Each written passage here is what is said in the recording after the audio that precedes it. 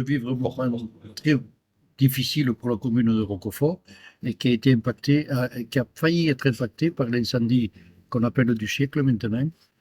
Nous avons eu la chance sur la commune de Roquefort euh, d'avoir une intervention de débroussaillage déjà animal qu'on avait réussi à obtenir avec un troupeau de chèvres qui avait été décrié à l'époque par la préfecture et l'ONF, et qu'on a réussi à obtenir.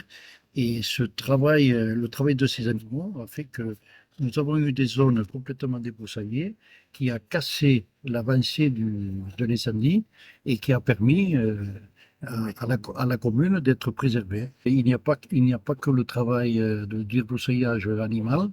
Nous avons aussi mis en place des débroussaillements mécaniques, hein, puisque le travail à effectuer est tellement important qu'il fallait une action rapide.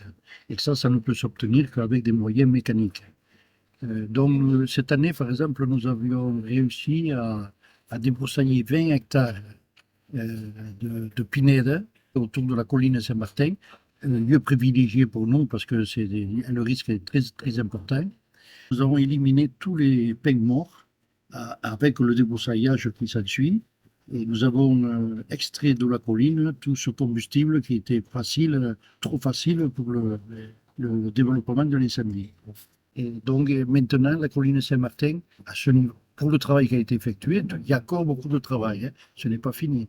Mais ce travail qui a été effectué a éclairci des zones qui seront moins sensibles au développement de l'incendie. Il y a 20 hectares qui ont été débroussaillés par l'intermédiaire d'une entreprise privée et qui ont fait un travail remarquable parce que là, ça fait des coupes-feux vraiment efficaces.